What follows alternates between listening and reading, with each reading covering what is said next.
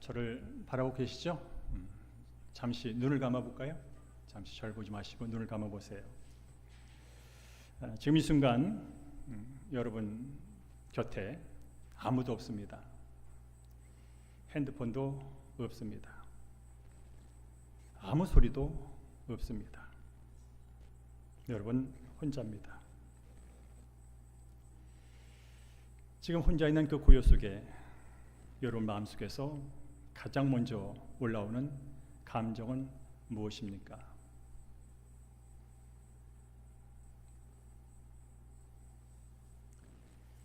눈을 뜨셔도 됩니다. 지금이 어느 시대냐면 이렇게 말합니다. 초연결의 시대다. 초연결의 시대다. 그야말로 핸드폰 하나만 있으면 수많은 사람과 동시에 연결이 가능한 시대입니다. 그래서 어떤 사람은 유튜버들은 수백만의 연결고리를 갖고 있습니다. 저도 열심히는 안 하는데 제가 페이스북 할 때 저도 친구가 1000명이 넘습니다. 제가 친구를 요청한 적이 없습니다. 저는 거의 안 합니다. 저한테 친구 해달라고 오신 분들 그냥 확인만 해주다 보니까 1000명이 넘었습니다. 저 가끔 제가 쓴 시를 블로그에 올립니다. 300 몇 명이 제 벗으로 있습니다. 어쨌든 지금도 여러분께서 많든 집든 간에 전혀 얼굴도 보지 못했던 어떤 사람들과 연결되어 있습니다. 그리고 좋아요도 눌러주고 반응을 보이기도 하죠. 그런데 역설적으로 이런 초연결 사회에서 현대인들이 가장 많이 느끼는 감정이 무엇일까? 외로움이라고 합니다. 수많은 사람들과 연결되어 있는데 정작 내 가슴 속에 깊이 자리 잡고 있는 것은 외로움이라는 감정이라는 것이죠. 결정적인 순간 삶의 무게가 나를 짓누를 때 문득 깨닫습니다. 결국 나 혼자구나. 그런 고립감이 깊어질 때 우리의 마음은 더 불안해지기 시작합니다. 그리고 그 불안이 두려움으로 바뀔 때 우리는 무기력이라는 자리로 내려가고 맙니다. 사람들에게서 어떤 모임을 찾아가기를 원합니다. 왜일까요? 정말 마음을 다하여 행복하기 위해 갈까요? 아니랍니다. 심리학자들이 말해보면 혼자 있는 두려움을 피하기 위해 모임을 찾아간답니다. 근데 오늘 성경은 곳곳에서 이렇게 우리에게 말하죠. 너는 결코 혼자가 아니야. 하나님이 너와 함께 하신단다. 하나님이 너와 함께 하신단다. 눈에 보이지 않지만 진정으로 함께 하신단다. 네가 어디 있든지 네가 무엇을 하든지 어디로 가든지 하나님은 너와 항상 함께 하신다. 이것이 성경이 말해주는 얘기입니다. 그렇습니다. 우리는 지난주부터 하나님이 어떤 분인지를 배우고 만나가고 있습니다. 사랑의 하나님이 나와 함께 하신다면, 능력의 하나님이 나와 함께 하신다면, 지혜 하나님이 나와 함께 하신다면, 용서의 하나님이 나와 함께 하신다면, 은혜 하나님이 나와 함께 하신다면 얼마나 위로가 될까? 아니 얼마나 힘이 될까? 그래서 내가 함께 하시는 하나님을 아는 것은 세상의 그 어떤 것보다 강력한 스펙이 되는 것이고 힘이 된다는 것입니다. 그래서 제가 오늘 설교 제목을 이렇게 정했습니다. 인생의 최고 스펙은 하나님이 함께 하십니다. 여러분, 돈이 있으면 좋지요. 권력이 함께하면 좋지요. 좋은 사람 많으면 좋지요. 근데 아십니까? 그 모든 것이 유한하다는 사실을, 그리고 언젠가는 반드시 나를 떠난다는 사실을, 내가 잡으려고 안달할수록 그들은 더 멀리 거리를 둔다는 사실. 그런데 지혜의 근본이요, 지식의 근본이요, 모든 걸 가능케 하신 능력의 하나님이요, 모든 걸 덮어줄 수 있는 사랑의 하나님이요, 그리고 용서하시는 하나님이 나와 함께 한다면 내게 위기를 만났을 때는 능력으로 다가올 것이고, 내가 상처를 받을 때는 위로로 나를 보듬어 줄 것이고, 내가 갈 길 몰라 주저하고 있을 때는 내 손을 일으켜 세워 갈 길을 인도하실 것입니다. 그래서 따라할까요? 함께 하시는 하나님을 아는 것이 복입니다. 함께 하시는 하나님을 기뻐하는 것이 힘입니다. 함께 하시는 하나님과 동행하는 것이 최고의 형통이요 성공입니다. 오늘은 그 얘기를 하려고 하겠습니다. 오늘 저는 여러분에게 하나님을 더 가까이 찾으라는 말을 하지 않겠습니다. 왜냐하면 이미 하나님은 이 자리에, 아니 내 마음속에 언제나 항상 함께 계시기 때문에 그렇습니다. 오늘 함께 읽었던 시편 130편 다윗이 쓴 시입니다. 그는 1절에서 3절까지 이렇게 고백을 했죠. 다시 한번 읽어볼까요? 시작. 여호와여, 주께서 나를 살펴보셨으므로 나를 아시나이다. 주께서 내가 앉고 일어섬을 아시고 멀리서도 나의 생각을 밝히 아시오며 나의 모든 길과 내가 눕는 것을 살펴보셨으므로 나의 모든 행위를 익히 아시나이다 라고 말합니다. 익히 아십니다. 이미 아신답니다. 알아도 너무 잘 아신답니다. 누구에 대해서? 나에 대해서. 나의 모든 행위, 그러니까 그 아래 다음 구절 보니까요, 내가 말하는 것도 아신답니다. 말 조심해야 되겠죠? 어쨌든 간에 하나님은 나의 모든 것을 아십니다. 어떻게 아실까요? 그분은 전지하시기 때문에 압니다. 그러나 우리 3차원적인 시각에서 볼 때 나와 함께하고 있기 때문에 아십니다. 아실까요? 여러분의 친구를 알려면 함께해야 압니다. 바로 그분이 나를 이렇게 잘 아시는 것은 그분이 이미 전지하기 때문에 아는 거 당연합니다. 그러나 우리 시각에서 볼 때 나와 늘 함께, 한순간도 나와 떨어지지 않기 때문에 나를 잘 아십니다. 뭐까지? 내 생각까지, 내 감정까지. 그래서 다윗은 고백을 합니다. 하나님은 언제 어디서나 나와 함께 하십니다. 그것이 바로 7절과 8절입니다. 함께 읽어볼까요? 시작. 내가 주의 영을 떠나 어디로 가며 주의 앞에서 어디로 피하리이까? 내가 하늘에 올라갈지라도 거기 계시며 수월에 내 자리를 펼지라도 거기에 계시나이다 라고 고백합니다. 한마디 요약하면 언제 어디서나 나를 아신다는 거예요. 나와 함께 계신다는 뜻이에요. 자, 수월이 어떤 단어냐면 죽음의 장소라는 의미를 갖고 있습니다. 가장 깊은 절망의 구덩이라는 의미를 갖고 있습니다. 여러분의 죽음의 장소, 가장 깊은 절망의 구덩이에 빠졌다고 생각해 보십시오. 거의 인생 끝난 죽음의 자리가 바로 수월입니다. 수월은 우리가 죽어서만 가는 지옥이 아니고 음부가 아닙니다. 우리가 일상을 살아가는 매일매일 당하는 고통스러운 자리, 고통스러운 순간이 바로 수월이죠. 그렇다면 요즘 우리 살아가는 성도님이 경험하는 인생의 과정 속에 만나는 수월, 죽음 같은 구렁텅이는 무엇입니까? 어떤 분에게는 정말 열심히 새벽부터 밤늦게까지 일했건만 여전히 회복되지 않은 경제 사정들, 아니 열심히 했는데 오히려 부도 딱지가 찾아오는 그런 순간들, 수월이지요.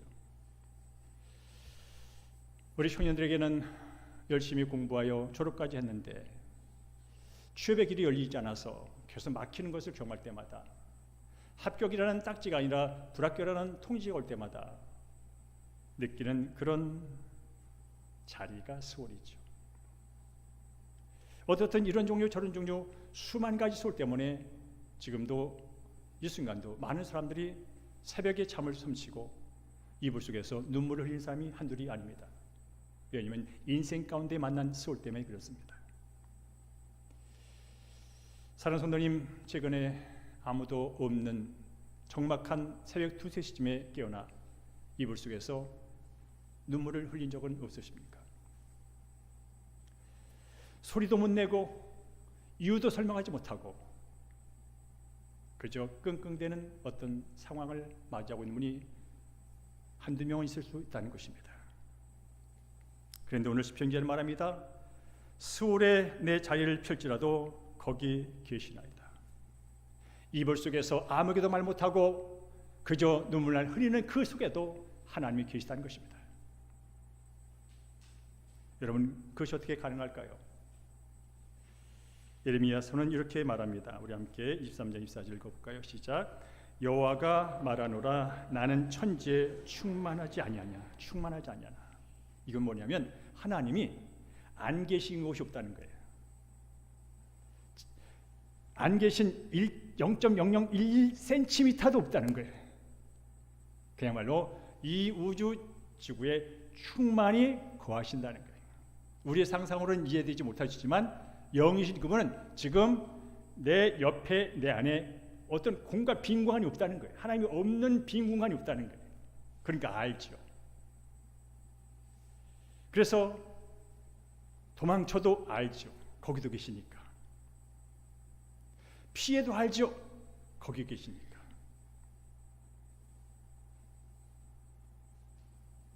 오늘 사랑하는 성도님이 겪고 있는 그 힘들고 외로운 자리도 결코 빈 공간이 아니라는 거예요. 나밖에 없어. 다 떠났어. 그렇게 눈에 보이는 환경과 사람과 물질과 어떤 경력에 대해서는 말할 수 있지만 결코 그 공간이 비어있지는 않습니다. 왜냐하면 만물을 충만케 하시는 하나님이 그 자리에 계시기 때문에 그렇습니다. 어떤 분에게는 사랑으로 충만히 거하시고 어떤 분에게는 능력으로 충만히 거하시고 어떤 분에게는 위로와 동기부여로 충만히 계시고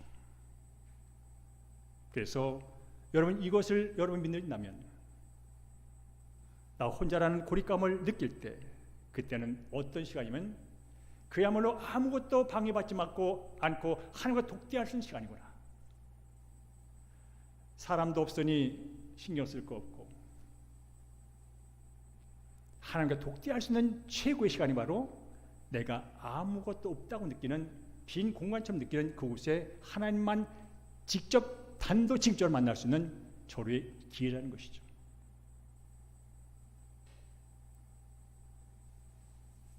그렇습니다. 내가 실수해서 창피해서 숨고 싶은 그 자리와 순간에도 내가 하는 일이 잘 안 되고 관계가 깨져서 우울감이 엄습해 있고 깊은 수렁으로 빠져가는 그 상황에도 심지어 하나님이 진짜 살아있기나 한 거야. 하나님이 살아있다면 왜 나한테 이런 일이 있어? 라고 원망하는 그 자리에도 여전히 하나님은 함께 거하신다는 것이에요. 이게 바로 충만의 의미입니다. 그런 면에서 오늘 여러분 이 예배 자리에 하나님이 계신 건 당연한 거죠. 예배 자리가 있기 때문에 계신 게 아니에요. 그분은 어디나 계시기 때문에 이 자리에 계시다면 그 하나님을 온전히 만나시고 경험하신 점 되기를 주님으로 축복합니다. 따라 거의 함께 하심이 형통이고 최고의 성공입니다. 여러분 성공하기 원하시죠? 형통하기 원하시죠? 어떤 사람에게는 승진한 것이 성공이고 어떤 사람에게는 합격한 것이 성공이고 어떤 사람에게는 돈을 많이 번 것이 성공이고 어떤 사람에게는 현재 지긋지긋한 문제가 해결된 게 성공일 수 있습니다. 그런데 성경은 이 성공에 대한 정의를 요셉의 사건을 통해서 달리 정의를 합니다. 우리 함께 39장 2절 말씀을 창세기 39장 2절 말씀을 읽습니다. 시작. 여호와께서 요셉과 함께 하심으로 그가 형통한 자가 되어라고 말합니다. 요셉이 성공했답니다.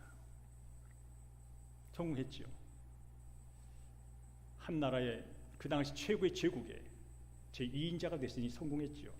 근데 아십니까? 하나님이 요셉에게 성공했다고 말할 때는 그 황실의 2인자로 있을 때 말한 게 아니에요. 여러분이 창세기 39장 2절 보면 그가 정말로 위대한 제국의 2인자가 됐을 때 너 성공했어라고 말한 게 아니라니까요. 노예의 신분이 됐을 때, 인생의 밑바닥에 있을 때 형통했다라는 말이 나옵니다.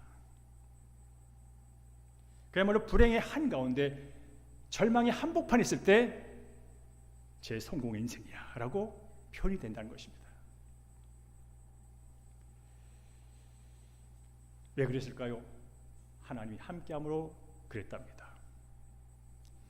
요셉의 얘기를 좀 아시는 분은 제 얘기가 이해가 될 겁니다. 그가 형들에게 미움을 받습니다.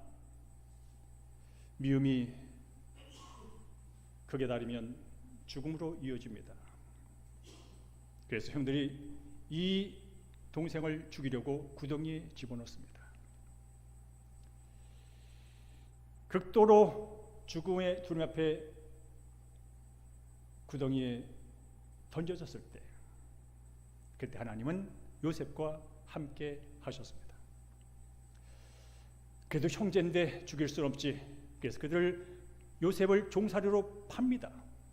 이제 요셉은 부모 형제를 떠나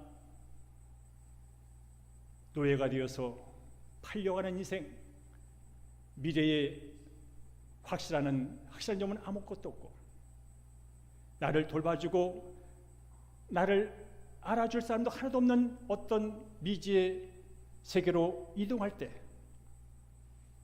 극도의 불안감이 그의 마음을 엄습할 때, 그 여정에도 하나님은 요셉과 함께 하셨습니다.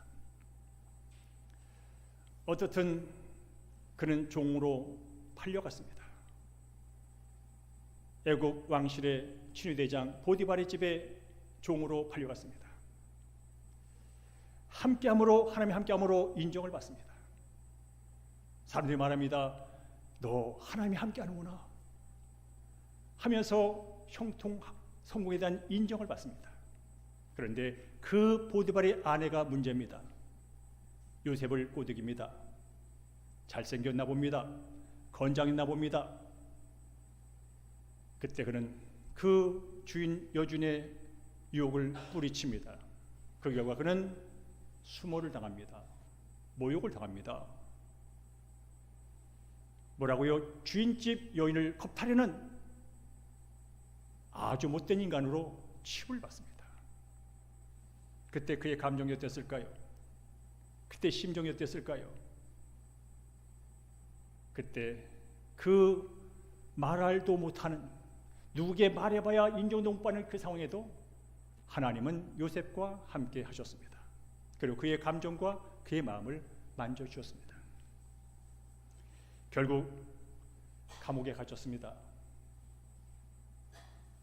여러분, 감옥에 갇혀보세요. 종이라니까요. 인맥이 하나도 없다니까요.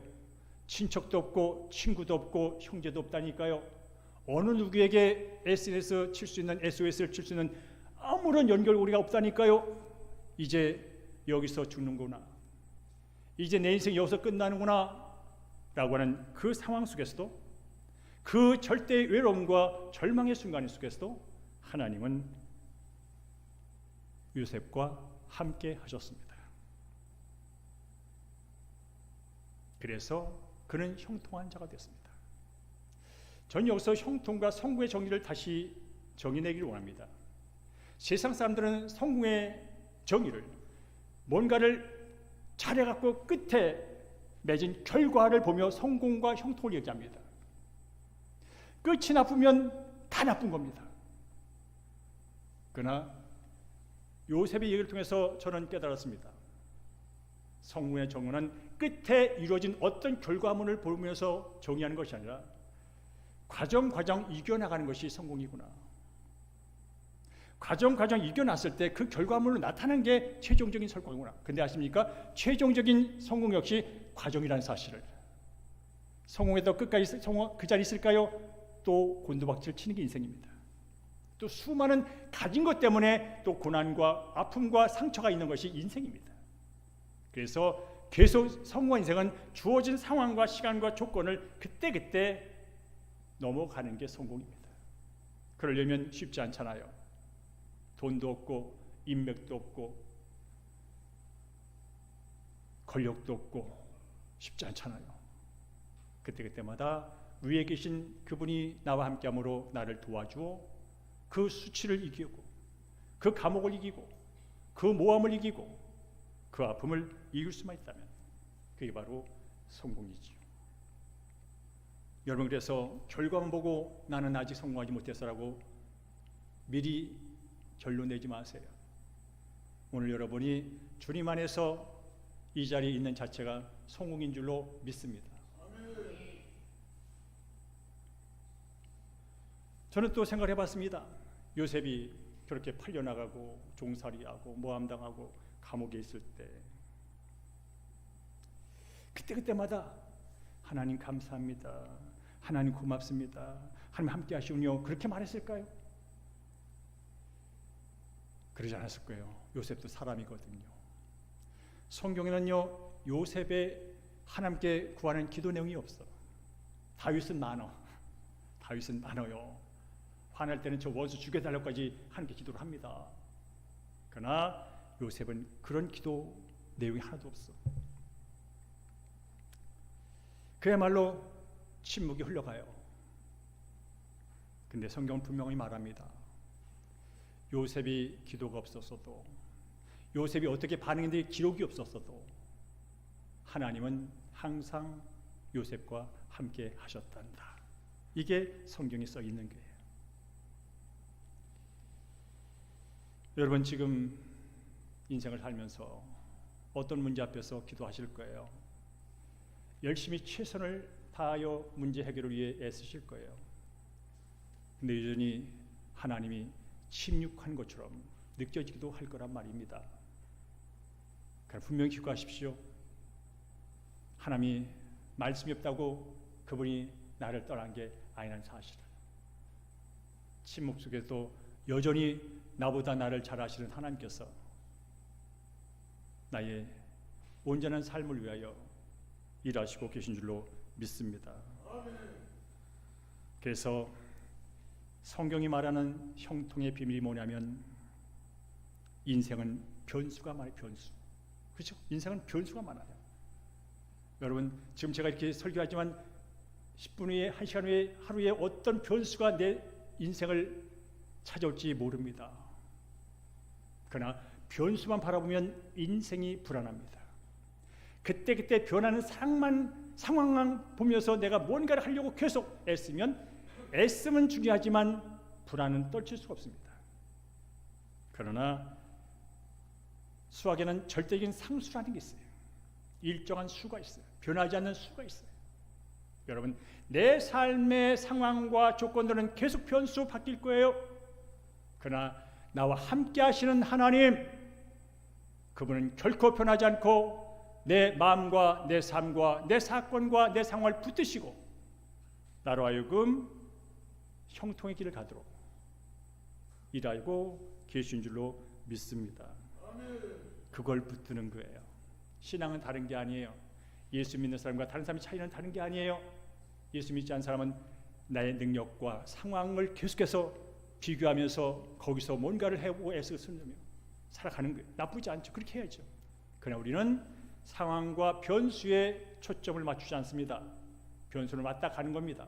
늘 우리의 초점은, 시선은 어디요? 하나님께 있는 줄로 믿습니다. 어떤 상황에도 변하지 않은 그분, 어떤 게 와도 나를 포기하지 않는 그분, 어떤 것이 와도 나를 꼭 붙들고 있는 그분을 붙들고 바라보고 있는 게 상수예요. 그래서 여러분, 예수 믿는 사람들은 그 어려운 길을 투벅투벅 가는 거예요. 고난이 없어 갈까요? 병이 없어 갈까요? 돈이 많아 갈까요? 그런 거 아닌 거예요. 어떤 상황에도 변하지 않고 사랑해 주시고 나를 보여주는 그분이 계시기에 우리는 한 발 한 발 살아낼 수 있는 줄로 믿습니다. 그러면 또 이렇게 질문할 수 있어요. 하나님이 나와 함께 한다는 사실을 정말로 확실하게 증명받고 싶어요. 함께한다는 사실 그 증거를 어디서 찾죠? 라고 질문할 수 있죠. 물론 성경은 수많은 곳에서 하나님이 함께한 사람들의 이야기가 있습니다. 노아와 함께했고요, 오늘 말한 요셉과 함께했고요, 아브라함과 함께했고요, 다윗과 함께했고요, 다니엘과 함께했고요, 바울과 함께 수많은 사람과 함께했어요. 그러나 진짜 나와 함께하는 증거는 여기 있습니다. 따라할까요? 하나님이 나와 함께한다는 진짜 변하지 않는 증거는 예수 그리스도의 십자가입니다. 아멘. 예수님이요, 십자가를 지시면서 그 위에서 뭐라고 외쳤는지 아시죠? 엘리 엘리 라마 사박다니, 나의 하나님 나의 하나님 어찌하여 나를 버렸습니까? 예수님도 버림을 당하셨어요. 하나님의 아들이 직접 버림을 경험하셨어요. 그래서 성경 말합니다. 예수님은 이 땅에 버림받은 사람들의 심정을 안다고. 예수님은 그 누구보다 심한 고통을 당하셨어요. 고난을 당하셨어요. 그래서 말합니다. 예수님은 이 땅에 수많은 사람들의 고통과 고난을 안다고. 이론적으로 하는 것이 아니라 하나님의 전지함으로 하는 것이 아니라 진짜 고난 당함으로 경험을 통하여 진짜 하신다고.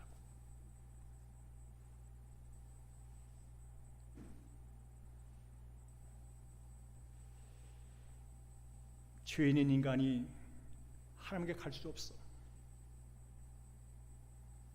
하나님이 친히 죄인들과 함께하기 위해 내려오신 사건, 그게 십자가라는 거예요. 인간 죄인은 죽었다 깨어나도, 아무리 정성을 다해도, 아무리 물질을 바쳐도, 아무리 무당 구술해도 하나님께 가지 못하는 존재, 함께하고 싶어도 함께할 수 없는 그런 존재, 그런 존재를 위하여 함께하기 위해 내려오신 사건이 십자가예요. 근데 나와 함께하기 위하여 먼저 버려짐을 경험하는 그 사건이 십자가.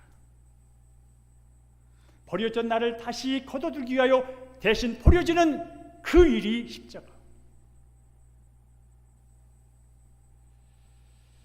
그래서 그런 말 있잖아요. 그런 책도 있어요. 헨리 나운이라는 분이 쓴 책에 상처 입은 자. 우리 모두는 다 상처 입은 사람들이에요. 저도 마찬가지고요. 어려서부터 지금까지 인생 살면서 상처 없는 사람이 있을까요? 가장 가까운 사람부터 시작해서 우리 내면 속에는 수많은 가지 상처가 골마 터지기 전에 있는 사람도 있고요. 어떻든 있단 말이에요. 그런 상처 입은 사람들을 위로하고 상처로부터 새로운 삶으로 이끌기 위하여 친히 대신 상처를 받은 그분이 지금 이 시간도 우리를 만나주시고 우리를 위로하시고 우리와 함께 하고 계신 줄로 믿습니다. 이게 바로 십자가 사랑입니다. 그런 동시에 하나님은 우리에게 계속해서 말씀합니다. 너 혼자 아니야. 너 혼자 아니야. 우리 함께 많은 본문이지만 제가 두 본문만 찾아봤습니다. 여호수아서 1장 9절 시작 읽어볼까요? 시작. 강하고 담대하라. 두려워하지 말며 놀라지 말라. 네가 어디로 가든지 네 하나님 여호와가 너와 함께 하느니라 라고 말씀합니다. 인생은 두렵습니다. 인생은 불안합니다.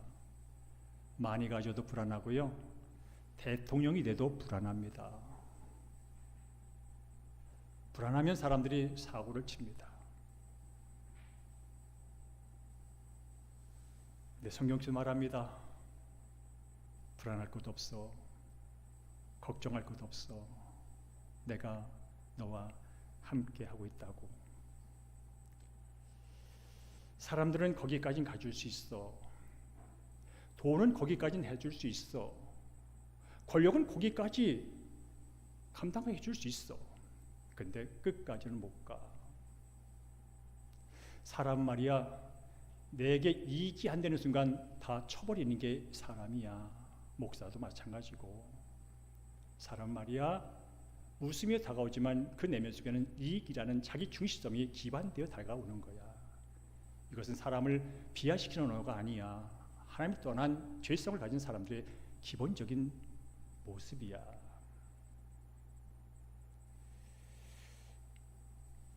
근데 하나님은 그 무엇 때문에 너에게 찾아온 것도 아니고 그 무엇을 위하여 너와 함께 있는 것도 아니야.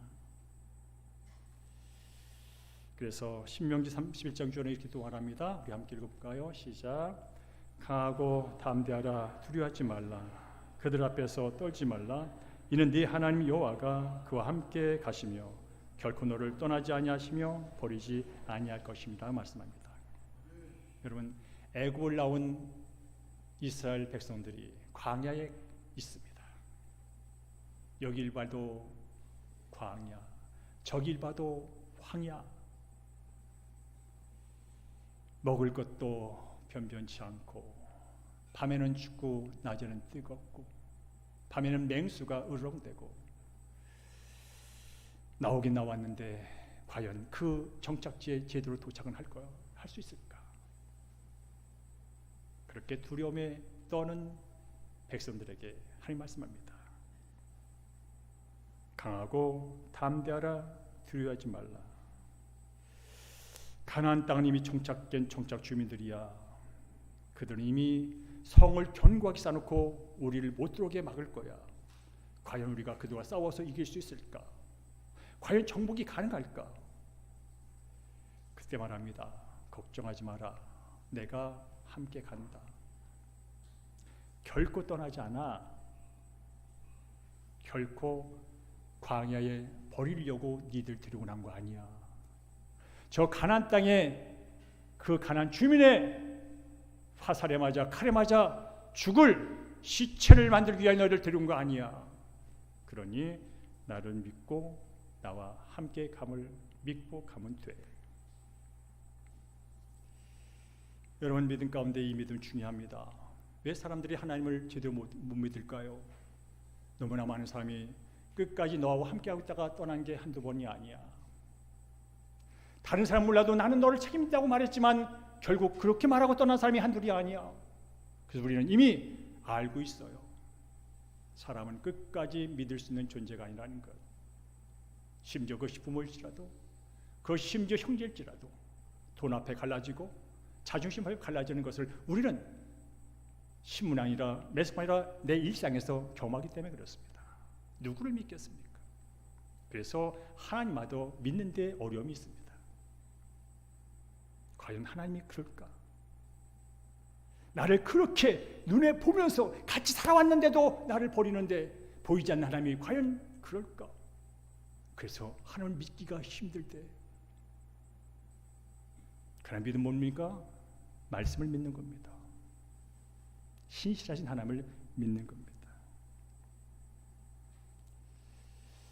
여러분, 저도 지금도 항암을 합니다.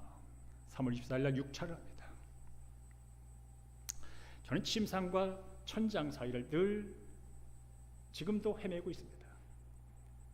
신기합니다. 주일날 이 시간 되면 목이 트입니다. 신기합니다. 이 시간 되면 목이 열립니다.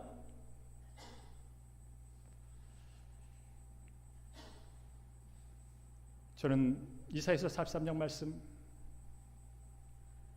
두려워하지 마라. 내가 너와 함께한다고. 놀라지 마라. 나는 네 하나님이야. 내가 참으로 너를 도와줘. 나의 의로운 오른손이 너를 붙들고 있어. 그 말씀이 저를 붙듭니다. 41장에 말합니다. 내가 지명하여 불라니 너는 내 거야. 네가 아프든 항암을 10년 했든 너는 내 거야. 네가 고통스럽다고 하이톤의 신음소리를 내든 네가 힘들다고 저음의 신음소리를 내든 너는 내 거야. 물 가운데 지나지라도 강이 너를 해치 못해. 불 속에 지날지라도 불이 너를 태우지 못해. 왜냐하면 내가 너와 함께이기 때문에. 저는 그 말씀을 갖고 삽니다. 가장 감사한 것은 그럼에도 불구하고 너는 내 거라는 그 하나님의 음성에 저는 감격하며 오늘을 삽니다. 어찌 내가 하나님의 것이 될 수 있단 말인가? 어찌 내가 하나님의 자녀가 될 수 있단 말인가? 어찌 내가 하나님의 아들이 될 수 있단 말인가? 어찌 하나님의 보호를 받는 그런 존재가 될 수 있단 말인가? 말도 안 되지. 내 삶 가운데 계속 이어지고 있다는 사실 앞에 저는 오늘도 감사하며 살아갑니다. 다시 말씀드립니다. 여러분이 자랑하는 그 인맥, 여러분이 그리 추구하는 물질, 여러분의 힘이 빠지면 사라집니다. 10년을 알아보니까요, 친구가 사라지더만요. 첫째는 내가 친구에게 가지 못해서 사라져. 근데 아십니까? 나한테 더 기대할 게 없어. 부담스러운 존재가 돼서 피합니다. 이게 인생의 관계입니다. 친구 사귀지 말라는 뜻이 아니에요. 사람은 다 그렇진 못했다는 뜻이 아니에요. 내가 진정으로 끝까지 붙들게 무엇이냐는 걸 말하는 거예요. 끝까지 나를 버리지 않고 내가 끝까지 붙들고 살 게 무엇이냐를 말씀해주고 있는 거예요. 자, 이제 5분만 더 하겠습니다. 다시 한번, 왜 하나님이 나와 함께하는 게 그렇게 중요한지, 왜 함께하시는 하나님을 내가 붙들고 살아야 하는 것이 중요한지, 그것은 단순히 저와 여러분의 기분을 잠시 좋게 해주는 의로가 아닙니다. 하나님이 함께하니까 괜찮을 거야, 괜찮을, 그런 의리가 아닙니다. 내 삶의 온전한 방향으로 가게 만드는 길이기 때문에 중요합니다. 다른 것 떠나도 하나님은 안 떠나라고 하는 것은 뭡니까? 내가 끝까지 가야 할 그 목표를 향하여 나라고 걸어갈 수 있는 힘이기 때문에 중요한 거예요. 여러분, 내가 믿었던 것이 떠나갈 때 나도 화가 나고 내가 뭉개지잖아요. 자포자기인 삶이 나타나잖아요. 왜 그럴까요? 분명한 것을 붙잡지 못하고 있습니다. 두 번째로, 함께한다는, 하나님이 함께한다는 사실을 믿는 사람은요, 흔들릴지언정 무너지지 않습니다. 여러분은 지난주도 수많이 흔들렸어요. 흔들리지 않고 피는 꽃이 있으랴. 비에 맞지 않고 피는 꽃이 있으랴. 도종환 시인의 시입니다. 인생은 흔들며 가는 게 인생입니다. 많은 사람이 흔들리다가 무너지는 게 문제라는 거죠. 그러나 하나님이 함께한다는 사실을 믿는 믿음의 사람은 흔들릴 수 있습니다. 실패할 수 있습니다. 그러나 하나님이 나와 함께한다는 그 사실이 마음에 분명하면 내 인생의 바닥이 흔들려 위태로워질 수 있지만 내 존재의 가치와 존재의 바닥은 결코 무너지지 않는다는 거예요. 저는 여러분이 이 신앙을 갖기 원합니다. 그래서 말합니다. 정체성이 분명한 사람은 지진이 나도 거기서 서 있는 겁니다. 그리고 하나님이 함께한 것을 아는 사람은 두려움 속에서도 불안 속에서도 다시 일어설 수 있습니다. 우리가 앞서 본 것처럼 요셉이 그랬습니다. 구덩이에 빠질 때 두려웠습니다. 앞날을 모르고 종로로 팔려갈 때 불안했습니다. 감옥에 갇혔을 때 절망스러웠습니다. 그러나 그곳에 하나님이 함께 하셨습니다. 그래서 형통은 문제가 없는 상태가 아니라 문제 한가운데서 하나님이 나를 놓지 않는 상태, 이게 성공입니다. 하나님이 함께 하시면 실패가 끝장이 아니라 과정이 되고 눈물이 저주가 아니라 통로가 된다는 것입니다. 그래서 제가 성공의 정의를 다시 했잖아요. 세상은 끝에 뭔가를 남보다 많이 가졌을 때를 성공을 말하지만 뭐라고요? 하나님 함께하면 실패가 끝장이 아니라 과정이 되고 눈물이 저주가 아니라 통로가 된다는 거예요. 하나님이 함께하기에 요셉은 구덩이에서 이겨냈습니다. 팔려가는 불안한 상황에서 승리했습니다. 감옥의 어두컴컴한 곳에서 그는 다시 밖으로 나올 수 있었습니다.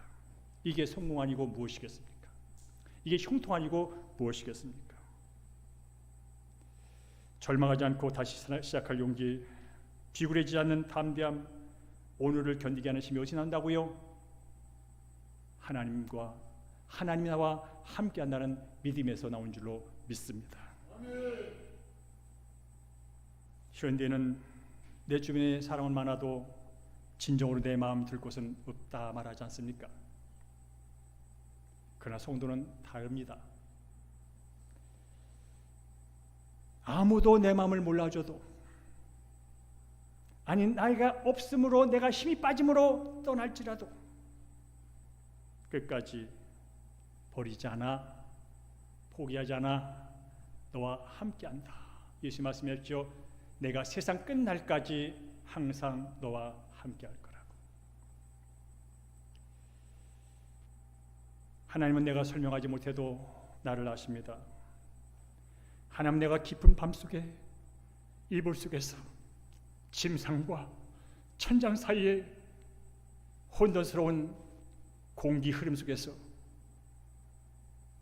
헤매고 있을 때 설명할 수도 없고 이해할 수도 없는 그 눈물을 보시며 눈물의 양을 세시는 하나님인 줄로 믿습니다. 그래서 주님이 지금도 여기 계시다라는 그 말씀을 붙들고 나는 결코 혼자가 아니다 하는 그 말씀을 붙들고 다음 한 주간도 여러분이 가정에서, 여러분의 직장에서, 여러분의 학교에서, 여러분의 사업터에서, 여러분의 관계 속에서 살아갈 수만 있다면 그것이 힘이 되고 그것이 능력이 되고 그것이 형통케 하는 힘인 줄로 믿습니다. 다만 한 주간도 그 삶 사시다가 하나님의 부재를 느끼는 것이 아니라 세상 속에는 내가 부재 속에 있는 것 같지만 여전히 함께 하신 그분을 찬양하시고 그분과 동행하시다가 승리의 기쁨을 갖고 돌아오시기를 주의 이름으로 간절히 축원합니다. 아멘.